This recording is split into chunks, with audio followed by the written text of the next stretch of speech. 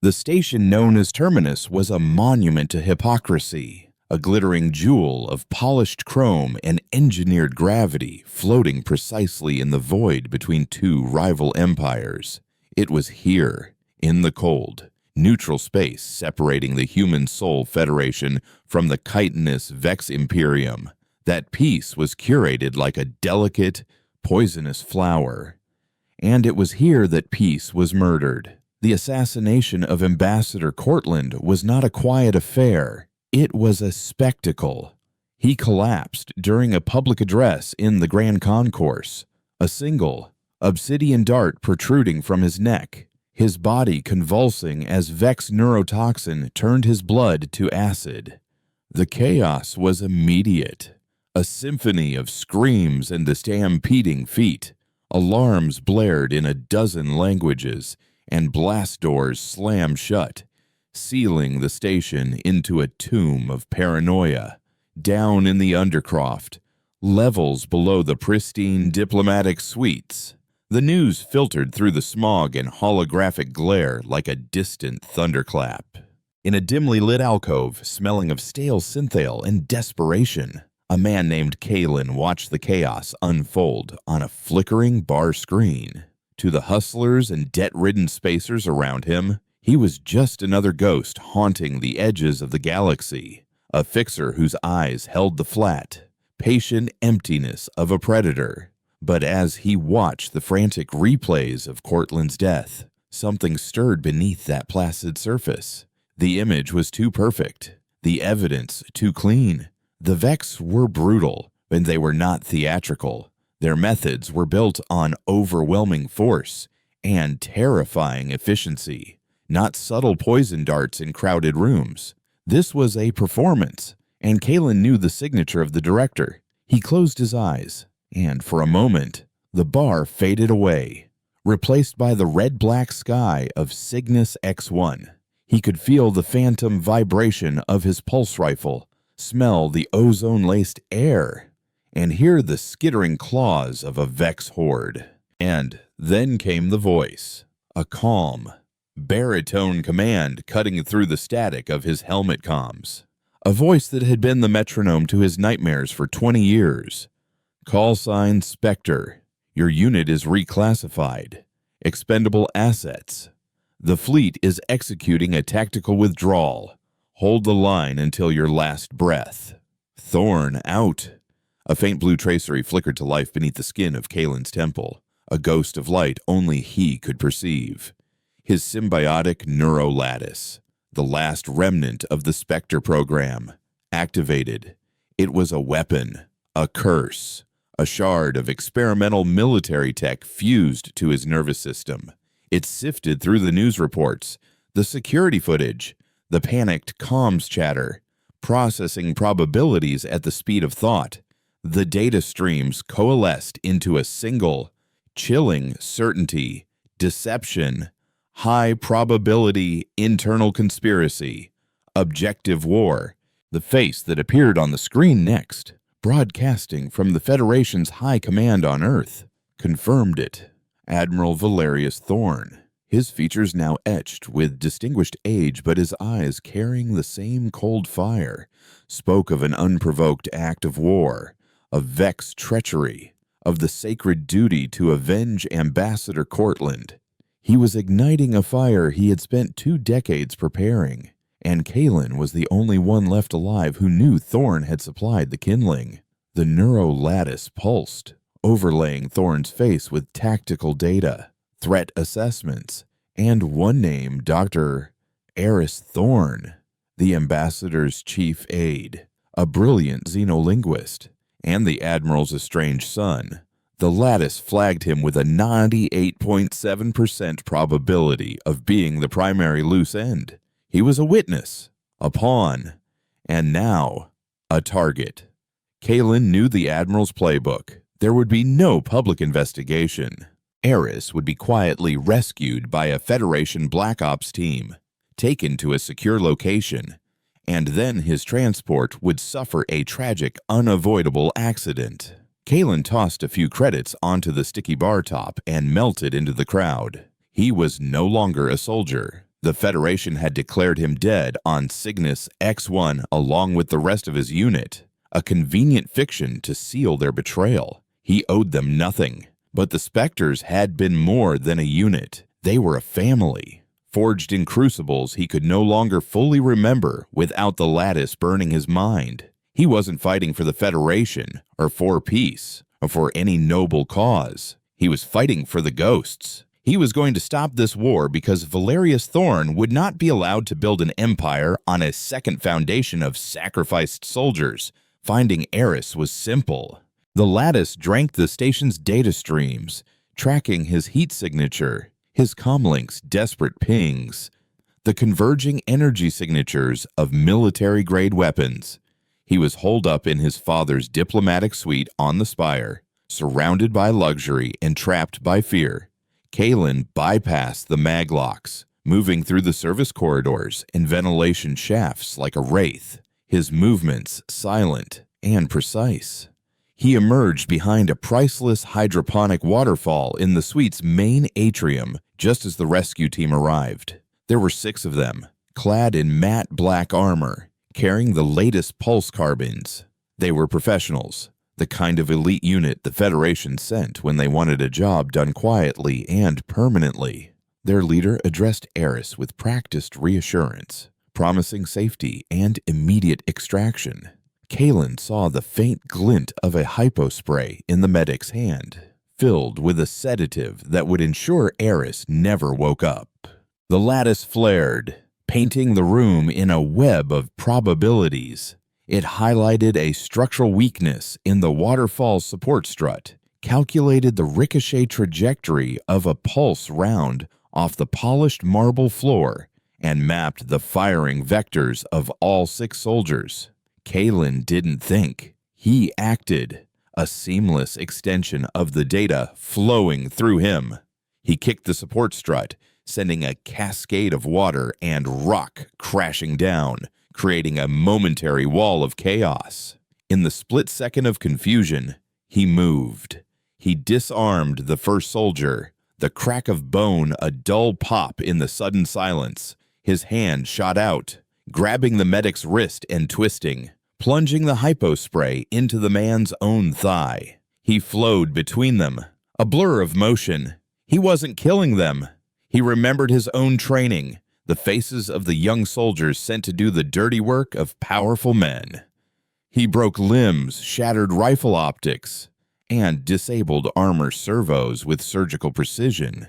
It was brutally efficient, a storm of controlled violence that was over in less than 10 seconds. The remaining 4 soldiers were groaning on the floor, incapacitated but alive.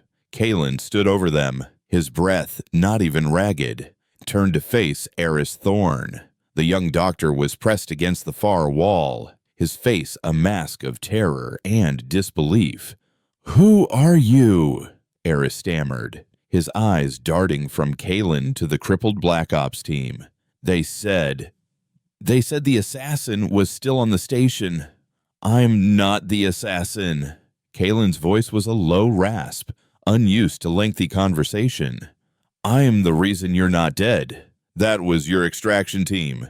Your father sent them to silence you."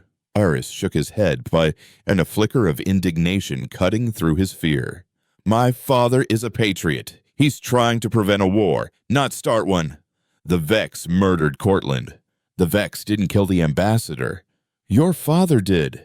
Kalen stated it as a fact, as immutable as gravity. "He's using Cortland's death as a pretext to shatter the accord. You were there. You saw something. Or you know something that contradicts the official story. That's why they were here." The accusation was too monstrous, too contrary to the image Eris held of his father. "You're lying. You're a terrorist." A klaxon began to blare, deeper and more insistent than the earlier alarms. Red emergency lighting bathed the suite in a hellish glow. "Station security?" Kalen said, his gaze turning distant as the lattice fed him new information. "And Vex, an Inquisitor team.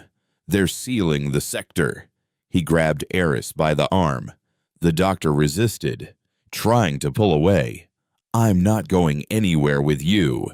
You can stay here and explain yourself to your father's next cleanup crew, or to a Vex warrior who thinks you're a conspirator, or you can come with me and live long enough to learn the truth." Kalen grunt, his grip like iron.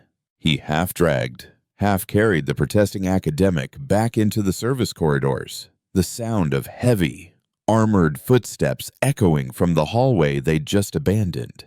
They moved through the guts of the station, a labyrinth of humming conduits and steaming pipes. The lattice was afire in Kalen's mind, feeding him a constant stream of information patrol routes, structural schematics, pressure drops in the ventilation system. But with the data came the cost.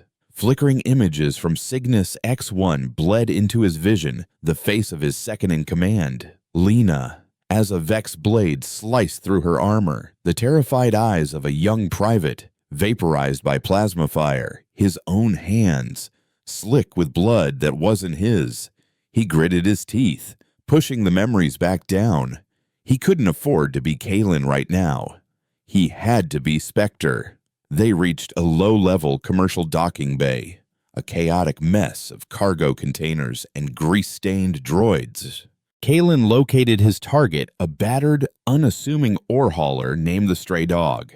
It was slow, ugly, and had a transponder signature so mundane that no one would give it a second look. As he hot-wired the cockpit door, Eris made one last, desperate appeal. "Please, just let me go. I can contact my father. I can clear this up." "Your father is the storm," Kalen said, shoving Eris into the co-pilot's seat. "You don't reason with it. You just try to survive it." The ship's engines whined to life with a shudder. Kalen slammed the throttle forward, blasting past automated docking clamps and out into the void. The vast, star-dusted blackness opened up before them, but it offered no comfort. On the ship's proximity sensors, two sets of icons immediately flared to life in the sleek, predatory signatures of Federation interceptors and the angular, insectoid profiles of Vex hunters. They were caught between the hammer and the anvil. Eris stared at the hostile ships converging on their position, his disbelief finally crumbling into raw terror. "They're shooting at us."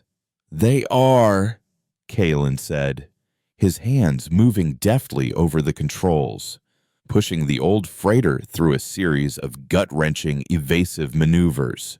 The lattice was burning hotter now, the lines of blue light under his skin glowing faintly in the dim cockpit. He could see the firing solutions of his pursuers before they even locked on, could feel the subtle energy shifts that betrayed their next move. But the strain was immense. The edges of his vision began to fray, and the voice of Admiral Thorne echoed in his skull. No longer a memory, but a fresh wound. Expendable assets. He had the Admiral's son, a stolen ship, and no proof. The entire galaxy was being fed a lie, and he was now the prime suspect in the crime he was trying to solve. He was a ghost driving a stolen ship, chased by two empires, with a hostage who thought he was the enemy.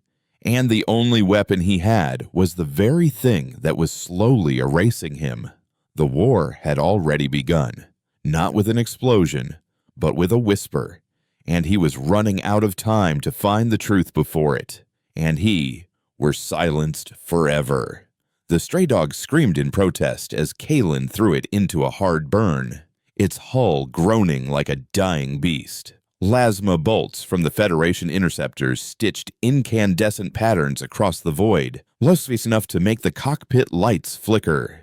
The Vex hunters moved with an unnerving, fluid grace, their ships like shards of obsidian, firing precise bursts of particle energy that sizzled against the freighter's straining shields. Eris was pinned to his seat, his knuckles white where he gripped the console. He was a man of words and theories, a scholar who navigated the delicate currents of diplomacy. This was a language of physics and violence he couldn't comprehend. He watched Kalen, who seemed to have merged with the ship. The man's eyes were unfocused, staring at something beyond the cockpit view screen, his hands moving in an impossible dance across the controls. The blue tracery on Kalen's temple was now a steady, pulsing glow, visible even in the erratic light of the explosions. "They're hurting us," Kalen said, his voice a low monotone that cut through the chaos. "The Federation is pushing us into the Vex firing Orcs, and the Vex are trying to flank us. They're not coordinating, but their objectives align." He banked the ship so hard Eris felt his teeth grind together, narrowly avoiding a volley that would have vaporized them. The lattice was feeding Kalen a torrent of data, a god's eye view of the battle. And he saw the energy spikes in his pursuers' weapon systems, the thrust calculations of their engines, the probability cones of their next maneuvers. But he also saw Lena's face, her final, surprised gasp as a Vex warrior's energy blade cut through her armor on Cygnus X1. The memory was sharp, intrusive, a phantom pain lancing through his skull. He fought it down, focusing on the immediate threat. Ahead of them, a dark smear against the distant star field began to resolve into shapes the shattered, tumbling remains of a planetary crust, the Karen debris field, a graveyard of a forgotten war. "Hold on," Kalen commanded, and pushed the stray dog's engines into the red. They plunged into the storm of rock and ice. It was suicide. The ship was a clumsy brick. The debris ranged from the size of a fist to the size of a small moon, all tumbling in unpredictable orbits. The interceptors and hunters followed, their superior maneuverability making them far better suited for this environment. But that was what Kalen was counting on. He wasn't trying to outfly them, he was changing the rules of the engagement. He cut the main engines, letting their momentum carry them, and used only the maneuvering thrusters for minute corrections, his movements economical and precise. A Federation pilot, overconfident, tried to follow their trajectory, only to have a 3-ton chunk of nickel iron shear off his port wing. The ship spun out of control, slamming into a larger asteroid and vanishing in a silent but brilliant flash. Kalen threaded the needle through a closing gap between two massive rocks, the ship's shield scraping against them with a sound like tearing metal. On the other side, he spun the freighter around, facing his pursuers. He didn't fire a weapon. He fired a single, high-yield mining charge into the face of a crystalline asteroid the size of a city block.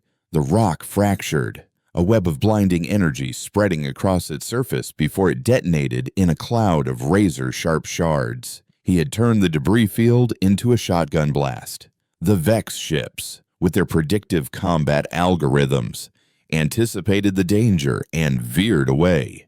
The remaining Federation interceptors, flown by humans relying on instinct and training, were not so lucky. Their shields flared and died under the kinetic onslaught, their fuselages shredded by the shrapnel. In moments, they were dark, tumbling wrecks. The Vex hunters paused, reevaluating. Kalen didn't give them the chance. He fired the ship's main drive in a short, brutal burst, using the detonation's shockwave to propel them deeper into the field, a slingshot maneuver that sent them careening into the relative safety of the field's densest region. The Vex, their prey now vanished into a sensor-choking nightmare, broke off the pursuit. Silence descended on the cockpit, broken only by the hiss of the life support and Eris's ragged breathing. Kalen leaned back, the blue light in his temple fading to a faint flicker. The memories receded, leaving behind a dull, pounding headache. How did you do that?" Eris finally managed to ask, his voice shaky. "You flew this thing like..." "It wasn't piloting. It was something else. Kalen flexed his hands, feeling the phantom tremors of the lattice's feedback. It's called the Spectre program, or it was. Experimental Neurally Integrated Combat System. It lets me see the math behind the chaos. He looked at Eris, his eyes clear and cold. The Federation buried it, along with everyone in it. Your father gave the order. The finality in his tone left no room for argument. Eris slumped in his seat, the last vestiges of his denial washing away, leaving him hollow. My father. He really tried to have me killed. He said it not as a question, but as a dawning, horrific realization. Why, because I was with Cortland, I didn't see who fired the dart. You didn't have to, Kalen explained, his attention now on the navigation charts. Cortland was about to change everything. He'd spent the last month in deep negotiation with the Vex emissaries. You were his lead translator, weren't you? Eris nodded slowly. Yes, he believed the Vex were capable of more than we gave them credit for. He thought their hive mind structure wasn't inherently aggressive, just radically different. He was drafting a new treaty, one based on mutual scientific and cultural exchange, not just a fragile military ceasefire. It would have ended the need for the massive fleet expansion your father has been championing for the last decade. And there's your reason, Kalen said. Thorn's entire career, his power, is built on the idea of the Vex as an existential threat. A real, lasting peace would make him irrelevant. He couldn't let that happen. He killed Cortland to make him a martyr, and he needed you gone because you're the living proof that Cortland was on the verge of making peace, not war. Kalen set a course for a forgotten sector on the edge of Federation space. We need a place to lie low and find some proof. Hard evidence that will cut through your father's propaganda. Where are we going? Eris asked, the terror in his voice slowly being replaced by a grim resolve. A place the Federation pretends doesn't exist, Kalen replied. A ghost. Harrow's Rift. It's a derelict fleet command station from the First Vex War, caught in a gravitic anomaly. No one goes there. The journey was tense and silent. Kalen ran the stray dog on minimal power, a ghost drifting through the unpatrolled outer systems. Eris, meanwhile, retreated into his own mind, replaying every conversation with Cortland, every interaction with his father, seeing it all through a new, horrifying lens. He remembered his father's cold dismissal of Cortland's progress, the subtle warnings to distance himself from the ambassador's naive ideas. It was all there, a pattern of manipulation he had been too blind, or too loyal, to see. Harrow's Rift was a skeletal hand reaching out from a shroud of nebular gas. The massive station was fractured, sections open to the void, its once gleaming hull pockmarked by ancient weapon scars. Kalen navigated the freighter through a breach in the command spire and settled it into a cavernous, depressurized hangar bay. The ship's landing struts settling onto the deck with a clang that echoed in the profound silence. They donned emergency vac suits and moved into the station proper. It was a tomb. Frozen emergency lights cast long, distorted shadows. The air, where it still existed in sealed sections, was stale and thin. Dust motes, disturbed by their presence for the first time in decades, danced in the beams of their helmet lamps. My father's network is vast, Eris said, his voice tinny over the private comm. He'll have erased any trace of his involvement. We'll never find anything. We don't need to find his orders. We need to disprove his lie, Kalen countered.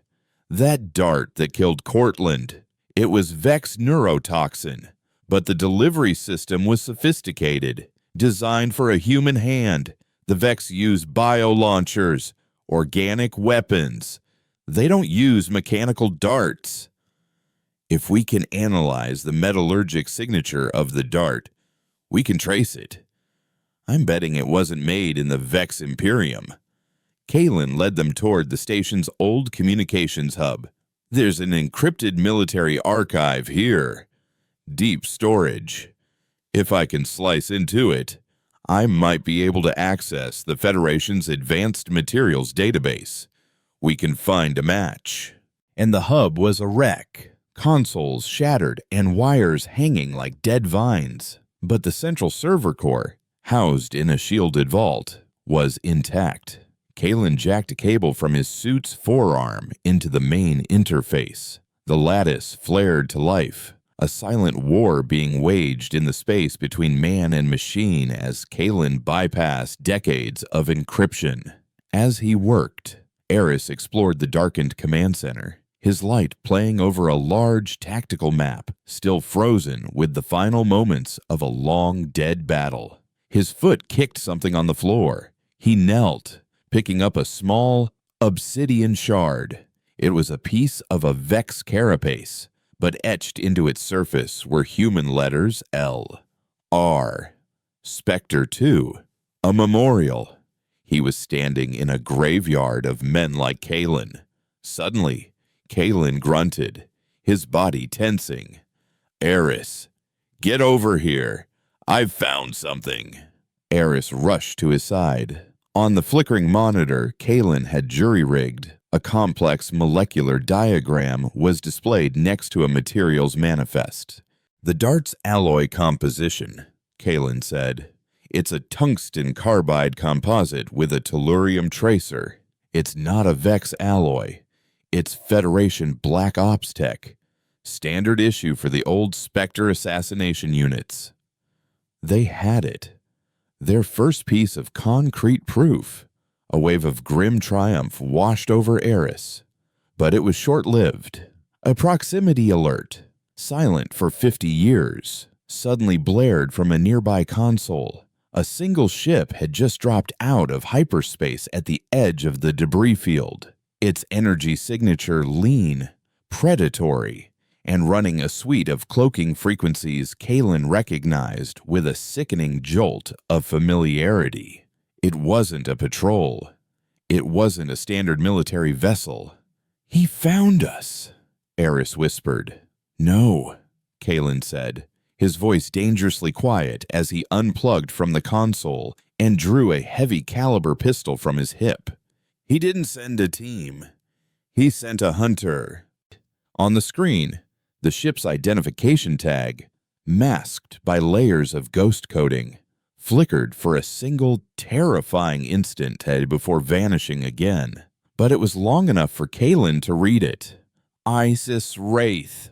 The lattice screamed a warning in his mind, and the memory it dredged up wasn't of Cygnus X1. It was from the training pits, a sparring session against the only other soldier who could match him, the only other Spectre who embraced the lattice's cold logic not as a tool, but as a replacement for his soul. They weren't just being hunted anymore. Admiral Thorne had unleashed the only other ghost he had left. The silence in Harrow's Rift was no longer empty. It was predatory. It pressed in on them, thick with the weight of imminent violence. The Wraith's arrival was not a prelude to a battle. It was the quiet, deliberate unsheathing of a blade in a locked room. Kalen's entire posture had changed, and the weary resignation was gone, replaced by a coiled, lethal stillness. He was no longer a man running from his past. He was a predator confronting a rival. "Who is it?" Eris asked, his voice tight with fear.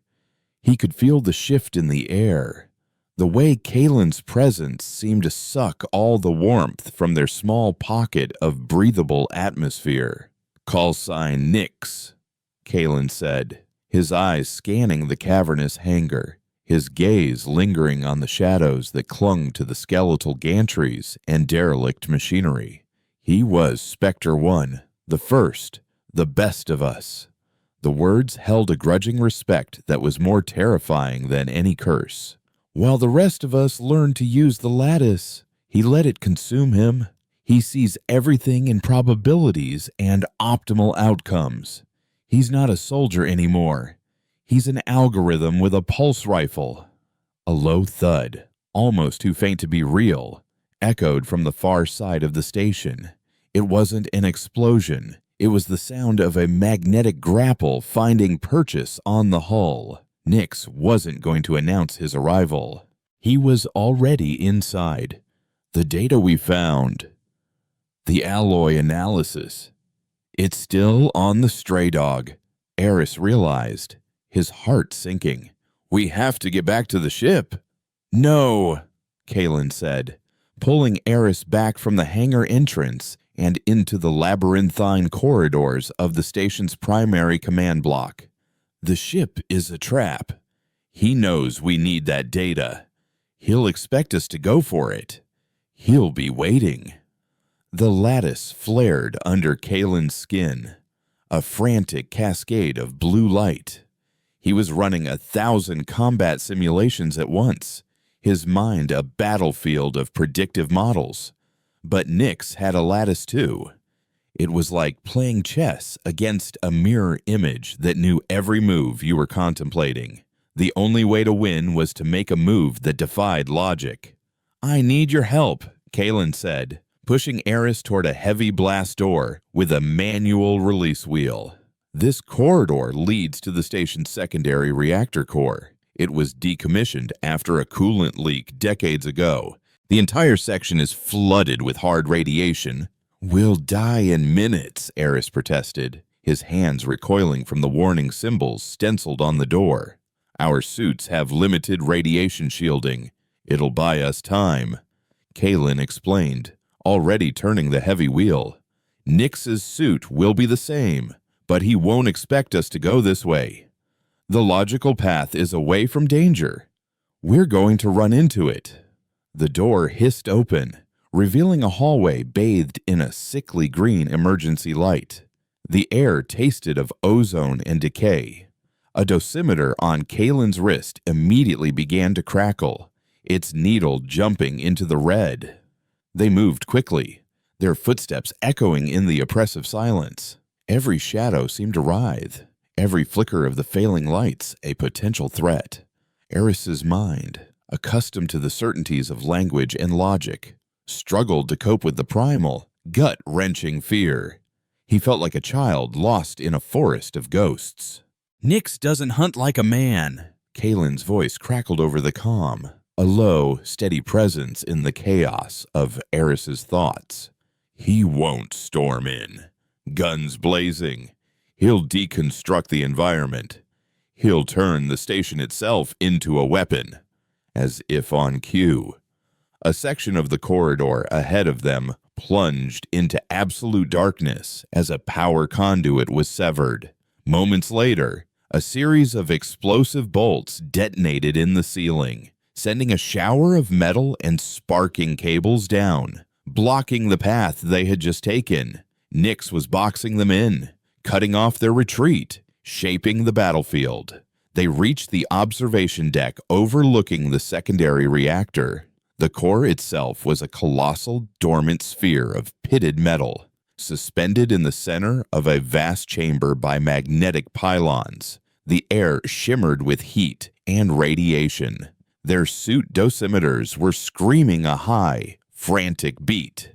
The main control room is on the other side of this chamber, Kalen said, pointing across a narrow catwalk that spanned the abyss above the reactor. If I can get there, I can overload the station's primary capacitor banks. It will create an energy pulse, a massive EMP. It won't kill him, but it will fry his lattice.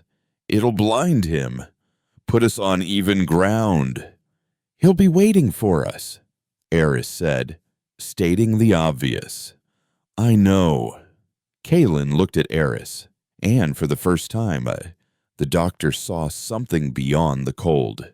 Calculating soldier, he saw the ghost of the man he used to be.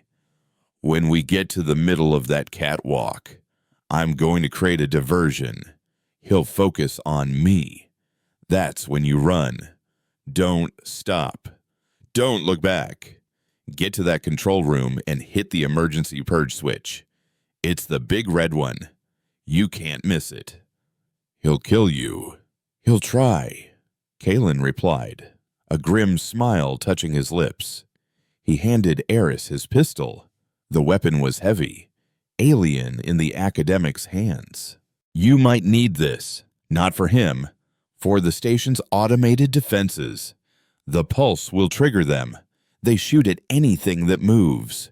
Before Eris could protest further, Kalen was moving, stepping out onto the catwalk with a steady, deliberate pace.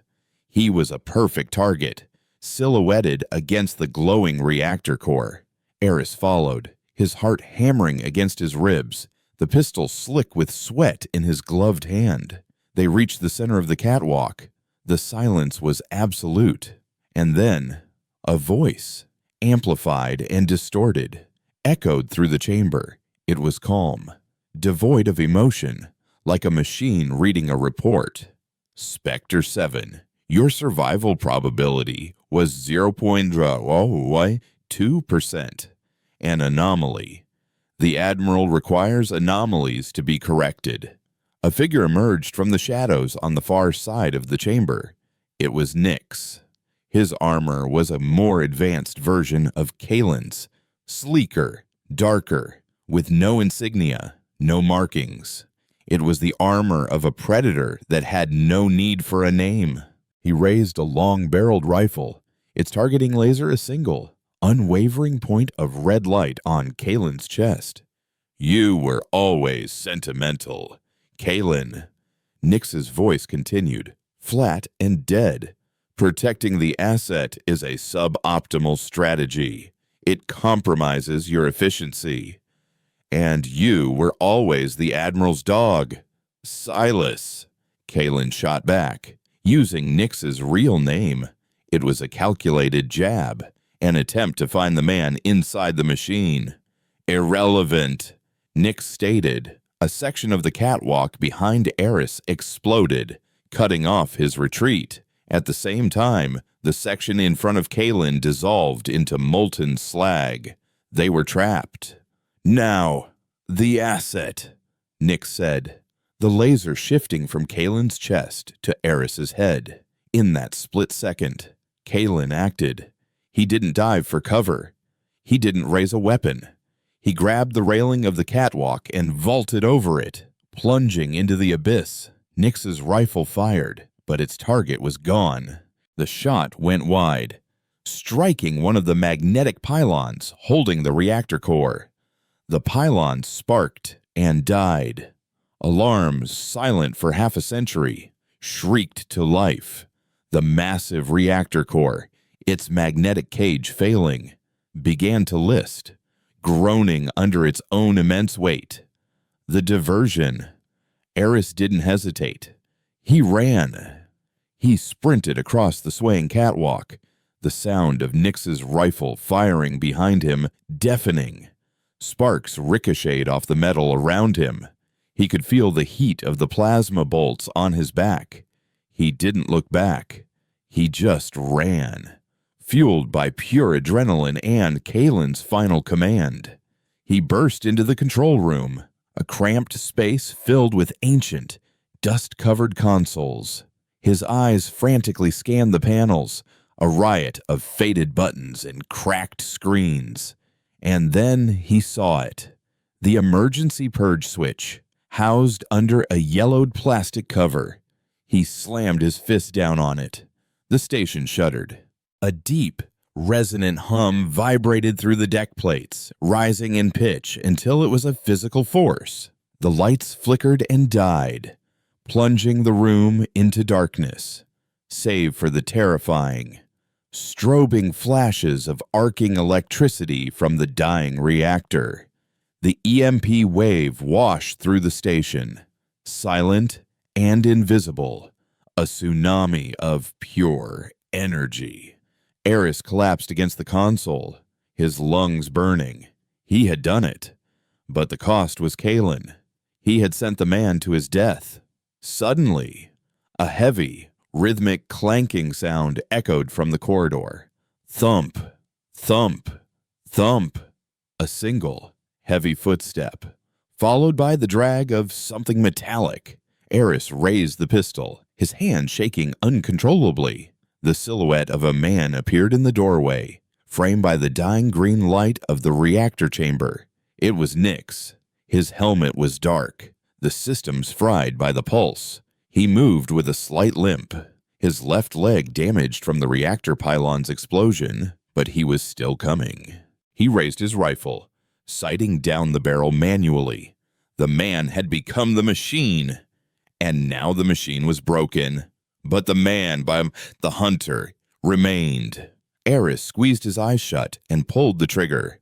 The shot was deafening in the small room, but it wasn't his gun that had fired.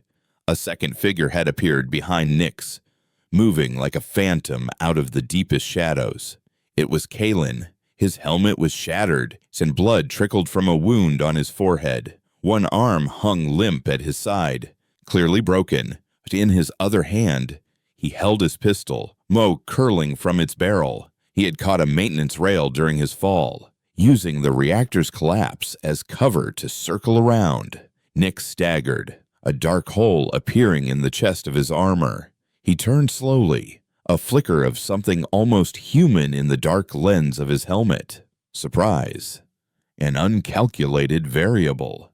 He raised his rifle, but his strength failed him. The weapon clattered to the floor. Anomaly. He whispered, his voice no longer amplified, just a faint, human rasp. Then he crumpled to the deck, silent and still. Kalen leaned against the doorframe, the last of his strength leaving him. He looked at Eris, then at the dead Spectre on the floor. "Let's get that data," he rasped. "And get the hell out of here." The station was dying around them, alarms blaring a final, mournful dirge. They had survived, but Eris knew this was just one victory in a war that was far from over. They had proven the lie, but now they had to find someone who would listen, and an entire federation, mobilized for war by the man who had sent Nyx, would be standing in their way. The escape from Harrow's Rift was a desperate, limping flight. The EMP had crippled the stray dog's primary systems, forcing Kalen to rely on manual overrides and a dwindling reserve of battery power. His broken arm was a constant, throbbing agony, and the strain of fighting Nyx had pushed the neurolattice into a state of revolt. Phantom images flickered at the edges of his vision, not just the horrors of Cygnus X1, but fragmented data streams from the station's dying computers, schematics of ships that had turned to dust decades ago, and the ghostly faces of Harrow's long-dead crew. He was navigating through a sea of ghosts, both real and simulated. Eris, thrust into the role of impromptu field medic and co-pilot, did what he could. He managed to set Kalen's arm in a crude splint and rerouted auxiliary power to the ship's essential life support and comms. His academic mind surprisingly adept at parsing the freighter's archaic technical readouts. The data shard containing the proof of Admiral Thorne's conspiracy sat on the console between them, a small, unassuming chip that held the power to either avert a galactic war or get them both vaporized. "No one in the Federation will listen to us," Eris said, breaking a long silence. He had been monitoring the public comm channels. The news was a relentless tide of propaganda. Reports of Vex atrocities manufactured, he now knew, were flooding the network. The Federation was in the grip of a war fever, expertly stoked by his father. Presenting this data through official channels will be impossible. They'll brand us as traitors, as Vex collaborators. The evidence will be buried before it ever sees the light of day. "I know," Kalen grunted, his face pale and beaded with sweat. "Official channels are Thorne's channels. We need a different audience." He adjusted their course, pointing the nose of the battered freighter toward the lawless expanse known as the Asphodel Expanse, a region of space unclaimed by either the Federation or the Imperium, populated by pirates, smugglers, and forgotten colonies. There's a comms relay station in the Expanse, Callisto Prime. It's an independent hub, the nexus for all the black market and fringe information networks. It's run by a woman named Sabine. If we can get the data to her, she can broadcast it to the entire galactic fringe, bypassing Federation sensors. It won't stop the war machine overnight, but it will plant the seeds of doubt. It will shatter the narrative. "You know this Sabine?" Eris asked, intrigued by the first mention of a concrete ally. "We've crossed paths," Kalen said. The statement clipped and uninviting. The lattice flickered, and for a second, Kalen saw a younger Sabine, her face streaked with engine grease, a cynical smile playing on her lips as she handed him a set of falsified clearance codes in the smoky cantina of a backwater moon. She was a survivor, a pragmatist who trusted no one but profited from the secrets of everyone. She would help them, but it would come at a price. Callisto Prime was not a station so much as a cancerous growth of technology clinging to a barren asteroid. It was a chaotic tangle of mismatched modules, jury-rigged antenna arrays, and docking arms that looked like rusted metal bones. Ships of every conceivable design were latched onto its surface, from sleek corporate couriers making clandestine deals to hulking pirate cruisers scarred by years of conflict. It was a place where allegiances were currency and information was the ultimate weapon. Kalen brought the stray dog in on a low-power approach, its mundane transponder and battered appearance the perfect camouflage. He transmitted a coded message, an old Spectre recognition signal he prayed Sabine would remember. The reply was almost instantaneous, a simple set of docking coordinates and a single, encrypted word, alone. "She'll only meet with me," Kalen said to Eris as the ship docked with a jarring clang. "Stay here.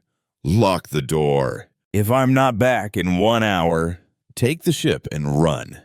Get as far away from here as you can." He secured the data shard in a hidden compartment in his boot. "Kalen, wait," Eris said, grabbing his good arm. "What if this is a trap, my father's influence? It could reach even here.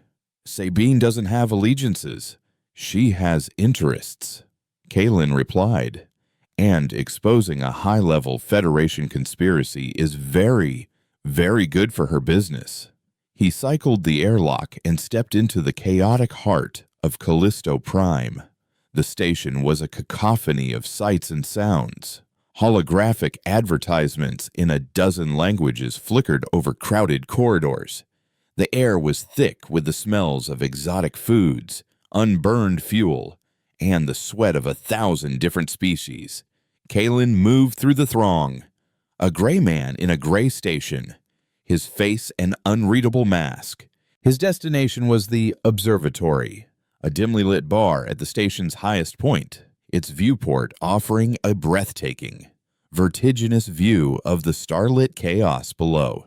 Sabine was waiting for him in a secluded booth, a glass of amber liquid in her hand. She hadn't aged so much as been weathered, like a fine piece of leather. Her dark hair was cut short, and her eyes, sharp and intelligent, missed nothing. A network of subtle cybernetic tattoos glowed faintly on her temples, the mark of a master information broker. "Spectre," she said, her voice a low, smoky purr. "I thought you were a ghost story parents told their children in the outer colonies." "I am," Kalen said, sliding into the booth opposite her. "You look like hell," she observed, taking a slow sip of her drink. "And you're broadcasting enough EM interference to give a dreadnought a migraine. That old military wetware of yours is on the fritz." "I need your help." "Sabine," Kalen said, getting straight to the point. I have proof that Admiral Thorne assassinated Ambassador Cortland to provoke a war with the Vex. Sabine raised a perfectly sculpted eyebrow. She didn't look surprised. She looked intrigued. That's a heavy accusation, the kind that gets people erased.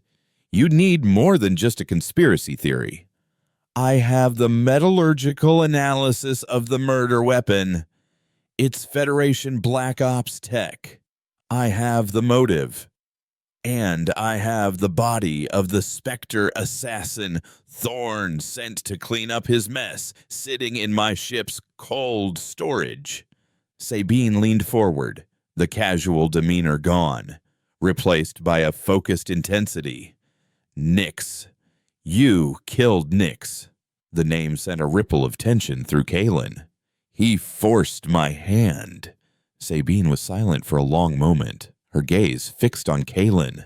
Valerius Thorne is building an empire, she said quietly. He's not just a warmonger, he's a true believer. He thinks humanity's only path to survival is through absolute dominance. A war unites the populace, consolidates his power, and gives him the mandate to do whatever he deems necessary. And you're the loose thread that could unravel his entire tapestry. She took a deep breath. Broadcasting this won't be easy. Thorne's people are already sniffing around the expanse. They've put a quiet, astronomical bounty on a renegade academic and his terrorist accomplice. That would be you. Can you do it? Kalen pressed. I can, she said, but it will take time to slice through Thorne's counter-intel measures and disseminate it effectively. A few hours, and in that time, this station will become the most dangerous place in the galaxy for you and your friend. Thorne knows that if you're going to leak something, you'll come to me. As if on cue, a subtle change occurred in the station's ambient noise. The distant wail of a security alarm. A sudden sharp command in Federation military cant over a nearby comlink. Sabine's eyes flickered to a data feed only she could see. They're here, she said, her voice calm but urgent. A full company of Federation Marines, elite shock troops. They're locking the station down, sector by sector. They're not here to arrest you, Kalen. They're here to sanitize the station. Kalen stood up, his hand instinctively going to his pistol. The lattice was already flaring, feeding him tactical data, the Marines' deployment patterns, the station's security vulnerabilities, the choke points. You can't fight your way out, Sabine said, standing with him. There are too many, but they don't know where you are yet. I can buy you a little time. Misdirect them. Create some ghosts in my machine. She tapped a sequence on a data pad. Go to Hangar Bay 17. It's a private bay, not on the public manifests. There's a ship there, a fast courier called the Seraph. It's yours, a down payment for the story of the century. And the data? Kalen asked. Give it to me, she said, holding out her hand. Your fight is to survive. My fight is to make sure the truth does. Kalen hesitated for only a second. He trusted Sabine as much as he trusted a venomous snake not to bite him. But she was right. His survival was now secondary to the survival of the proof. He slipped the data shard from his boot and placed it in her palm. Go, she commanded. Now. Kalen melted back into the station's corridors, just as armored Marines began to appear at the main concourse entrances, their pulse rifles sweeping the crowds. Panic erupted. People screamed and ran, creating chaos that Kalen used to his advantage. He moved against the tide, a ghost in the stampede, the lattice painting escape routes and enemy positions in his mind's eye. He reached the stray dog and found Eris watching the chaos on the ship's monitors, his face pale. They're here for us. Get your gear. We're leaving, Kalen ordered, his voice leaving no room for questions. New ship. Hangar 17. They moved through the service tunnels, the sounds of distant gunfire and explosions echoing behind them. The station had become a war zone. They rounded a corner and came face to face with a 4-man fire team of Marines. Before Eris could even react, Kalen moved. He was a whirlwind of motion, his one good arm a blur. He disabled the first Marine with a precise strike to the throat, used the man's body as a shield while disarming the second, sent the third crashing into the fourth with a powerful kick. The encounter was over in seconds. It was brutal, efficient, and utterly terrifying to watch. They reached Hangar 17 and found the Seraph waiting. It was a stark contrast to the stray dog, a sleek, angular ship built for speed and stealth. As they powered up its engines, Kalen's private comlink crackled to life. It was Sabine. "The broadcast is starting," she said, her voice strained over the sound of nearby explosions. "It's working." "Feeds are going out all over the expanse. People are listening." A plasma bolt detonated somewhere near her, and the transmission filled with static. "Thorn knows he's coming for me. Get out of there, Kalen, make this count."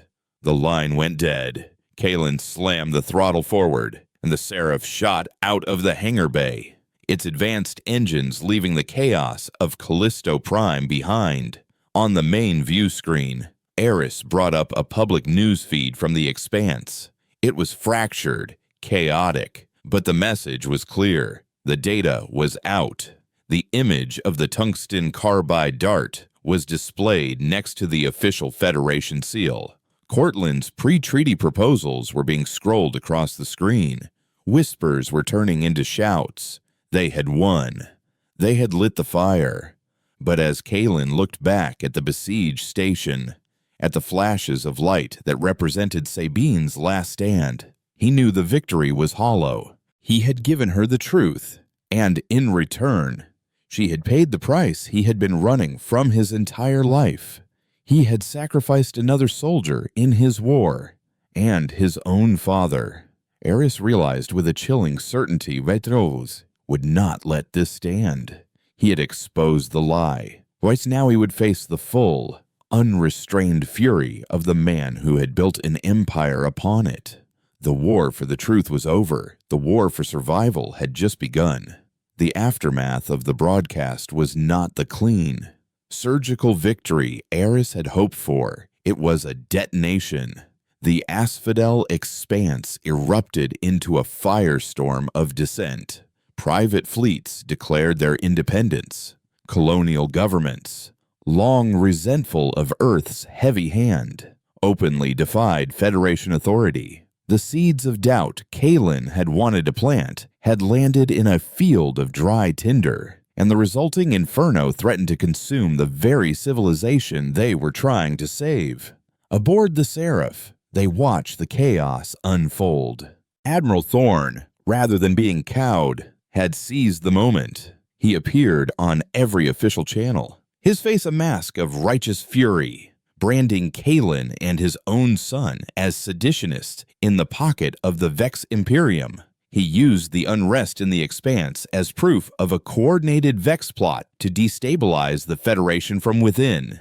He declared martial law, dissolved the civilian Senate, and placed the entire Sol Federation under the direct authority of his newly formed War Council. He hadn't been weakened. He had used their truth to become a tyrant. Kalen was fading, and the fight with Nyx and the subsequent strain on his system had pushed the neurolattice past its breaking point. It was no longer a tool. It was a parasite actively consuming him. His moments of lucidity were shrinking, islands in an ocean of static, pain, and phantom data. He piloted the Seraph with a desperate, feverish energy, knowing each jump through hyperspace could be his last. "He's won," Eris said, his voice hollow as he watched a newsfeed of Thorn's ascendance. "We gave the people the truth, and they chose the lie because it was simpler. It was easier to believe in a monster outside the gates than a traitor on the throne." "It's not over," Kalen rasped, his hand trembling as he keyed in a new course. The blue light in his temple was a constant, erratic flicker, like a dying star. He's cut the head off the government, but the body is still twitching. The fleet. Not all of them are his fanatics. The older captains, the ones who remember the Accords, who served with Cortland. They'll be questioning his orders, but they're soldiers. They won't act without definitive proof, without a direct command. We can't get near the fleet, Eris countered. The entire Sol system is a fortress. He'll have kill orders on our ship's signature. We're not taking our ship, Kalen said, a flicker of the old Spectre's cunning in his eyes. He looked at Eris. Cortland was working on a new treaty. You said it was based on exchange. Did he establish any private channels with the Vex Wyerites? Any back doors that Thorn wouldn't know about? A spark of understanding lit in Eris's eyes. He did. A diplomatic protocol, hidden within a deep space stellar cartography array. Protocol 7. It was a high-frequency graviton channel, impossible to intercept with standard comms, a way to talk without the spies on either side listening in. He was so proud of it. Can you access it? Kalen pressed. I can try. For hours, Eris worked, his fingers flying across the console, resurrecting a ghost of communication. He sent a single, simple message into the void, coded with the linguistic keys only he and the Vex emissaries would know. The voice of Cortland seeks audience. The lie must be unmade. They waited in the deafening silence of deep space. Kalen drifted into a fever dream, his breath shallow. Eris watched the sensor displays, expecting the imminent arrival of a Federation battle group. Then, a single, impossible shape coalesced out of hyperspace before them. It was a Vex Inquisitor-class vessel, its chitinous, asymmetrical hull absorbing the light of distant stars. It did not power its weapons. Instead, a beam of pure information, complex and alien, washed over the Seraph. On the main screen, a swirling, crystalline pattern appeared. It was the Vex's response. They were listening. What followed was not a conversation, but an exchange of pure data. Eris uploaded everything: the alloy analysis, Nyx's combat logs, Cortland's treaty drafts, and a full recording of Thorn's martial law declaration. The Vex responded with their own data logs showing their fleets had been on defensive footing for months, records of Cortland's peaceful overtures, and their own analysis of the assassination, which had concluded it was an internal human action. For the first time, the two sides were not exchanging threats. They were collaborating to expose a mutual enemy. The Vex vessel offered them escort, its advanced stealth capabilities a perfect shield to guide them through the Federation's sensor nets. Admiral Thorn had built his throne on the lie of the Vex as mindless monsters, and now those very monsters were about to escort the truth to his doorstep. They slipped into the Sol system like a whisper. Under the Vex's cloaking field, they bypassed the blockades and reached Earth's high orbit. From there, they took the Seraph's small, shielded diplomatic shuttle. Using Cortland's old clearance codes Eris knew his father would have deemed too sentimental and insignificant to purge. They descended into the heart of the Lion's Den, Federation High Command, a gleaming spire that pierced the clouds over the former city of Geneva, was a hive of controlled panic. Kalen, his face a gray mask of pain, leaned heavily on Eris as they moved through the corridors. He was a dying man, but his eyes still held a chilling focus. The lattice, in its death throes, was giving him one last gift.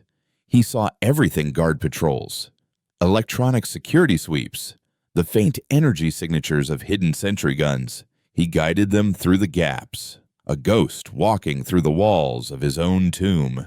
They reached the doors to the central command deck. Thorn was inside, directing his fleet, preparing for the war he had so carefully engineered. "This is as far as I can get you," Kalen breathed. Elaise finally buckling. He slid down the wall, his good hand pressing his pistol into Eris's. "The lattice. It's almost gone. No more tricks." He looked up at Eris, his eyes clear for the first time in days. "You're not an academic anymore, Eris. You're a diplomat, Cortland's successor. Go in there and win the peace." Eris took the gun, but he knew Kalen was wrong. This wasn't a negotiation. He opened the door and stepped inside. Admiral Thorn stood before a massive holographic display of the fleet, his back to the door.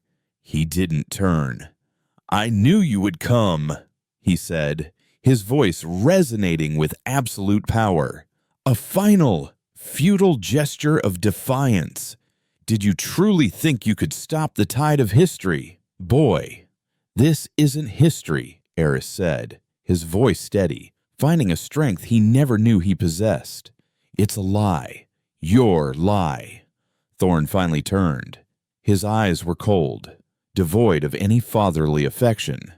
"It is a necessary lie, a lie that will forge humanity into a weapon, that will ensure our survival against a hostile galaxy. Your peace was a fantasy. Cortland's weakness would have been our extinction. You murdered him. You sacrificed your own soldiers, your own son, for a theory," Eris shouted, his voice cracking with emotion. "I sacrificed what was necessary," Thorn thundered, his fist slamming down on the console. A new window opened on the holographic display, showing a countdown timer. "And I will do it again. In 10 minutes, the dreadnought Vengeance will fire upon the colony at Cygnus X1, a tragic Vex first strike. It will galvanize the fleet, silence the last of the dissenters, and launch a righteous war that will secure our future for 1,000 years. You are too late." Eris stared in horror. Cygnus X1, the place where the Spectres had been sacrificed, the ultimate act of cynical destruction. He raised the pistol, but his hand shook. He was not a killer. Then the door slid open again. Kalen stood there, swaying, held upright by sheer will. He was a Spectre, a revenant of Thorn's first betrayal, returned to witness his last. "You always did like repeating your mistakes, Valerius," Kalen whispered. Thorn's composure finally broke. A flicker of genuine shock crossed his face. "I was there," Kalen said, taking a slow, painful step into the room. "I held their hands as they died for your necessary lie, and I won't let you do it again." The blue tracery on Kalen's temple, which had been flickering, suddenly ignited, burning with the intensity of a miniature sun. He wasn't looking at Thorn. He was looking at the holographic display, at the firing command being relayed to the Vengeance. He closed his eyes, and all the pain, all the ghosts, all the broken data and fractured memories of the Spectre program focused into a single point. He was a conduit. He let the storm consume him, and then he unleashed it. He screamed, a raw, inhuman sound as the lattice overloaded in a cascade of energy. It was not an explosion of fire, but of information. A targeted, silent pulse of pure data corruption shot from him, striking the command console. The holographic display dissolved into a shower of static. The countdown froze, then vanished.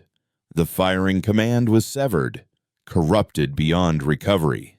On the fleet-wide channel, open to monitor the historic first strike, every captain instead heard a garbled loop of Thorn's last command, followed by the raw data of the Spectre program's termination orders from 20 years prior. The lie was laid bare, not by words, but by the shriek of a dying machine. Kalen collapsed, his body smoking faintly, the light in his temple extinguished forever. He was just a man now, broken and still. In the stunning silence, loyal security officers, their faces masks of disbelief and fury at the broadcasted treason, stormed the command deck. They didn't even look at Horus. Their weapons were all trained on the man who had betrayed them all. Admiral Valerius Thorn, his empire of lies crumbling in a matter of seconds, stood alone, a general with no army, a father with no son. Weeks later, the war was over before it began. A provisional government, with Eris Thorn as its reluctant but necessary diplomatic advisor, opened formal peace talks with the Vex Imperium, using Cortland's treaty as their foundation. The Federation was scarred, fractured, but for the first time, it was forced to be honest with itself. Eris stood in the quiet, sunlit room of a private medical facility. Kalen lay in the bed, pale and still, but breathing. The doctor said the lattice had been completely burned out of his nervous system, cauterizing its own connections. He had survived, but the Spectre was gone. The memories, the ghosts, the crushing weight of the machine had been scoured from him, leaving behind only the man, exhausted and at peace. Whether he would ever fully wake remained unknown. Eris looked out the window at the blue sky of a world he had pulled back from the brink. The cost had been immeasurable. Sabine, Nyx, the Marines on Callisto Prime, the Spectres on Cygnus X1, a trail of bodies left in the wake of one man's ambition. He felt the weight of their sacrifice, a burden he would carry for the rest of his life. He had won. He had honored his mentor, confronted his father, and saved the galaxy from a needless war. He had proven that even in the face of absolute power, the truth, if carried by those brave enough to bear it, could be the most powerful weapon of all. And in the silence of the room, he made a silent promise to the sleeping man in the bed, the ghost who had taught him how to fight, that he would build a peace worthy of their price.